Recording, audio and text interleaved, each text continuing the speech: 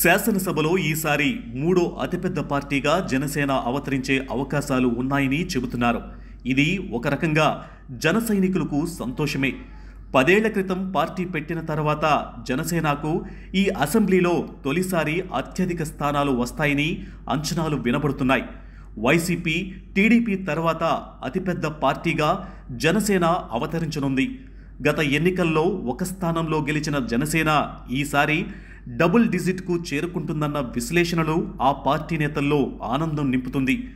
కూటమిలో భాగస్వామిగా ఉన్న జనసేన పార్టీకి ఈసారి 2 అంకెల సీట్లు రావడంతో పాటు తొలిసారి జనసేనాని పవన్ కళ్యాణ్ కూడా శాసనసభలోకి కాలు మోపుతున్నారన్న సర్వేల ఫలితాలు మరింత జోష్ను పెంచేశాయి. ఈ ఎన్నికల్లో జనసేన 21 అసెంబ్లీ స్థానాలలోనూ 2 పార్లమెంటు స్థానాల్లో బరిలోకి దిగింది. అయితే డబుల్ డిజిట్ రావచ్చన్న అంచనాలు ఆ పార్టీ అగ్రనేతల నుంచి వినిపిస్తున్నాయి.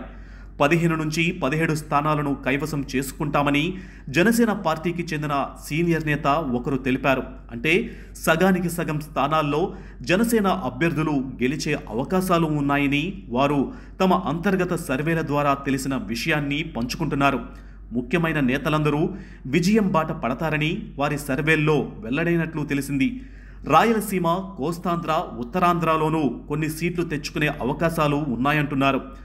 జనసేన అధినేత పవన్ కళ్యాణ్ పోటీ చేసిన పిఠాపురం నియోజకవర్గంలో వాళ్లు ఆశించిన మెజారిటీ రాకపోయినా గౌరవప్రదమైన ఓట్లతో బయటపడతామని సర్వేలో తేలిందట.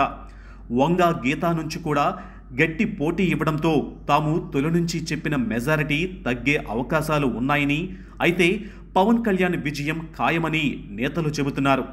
పిఠాపురం శాసనసభ్యుడిగా పవన్ శాసనసభలోకి సగర్వంగా అడుగు పెడతారని అంటున్నారు.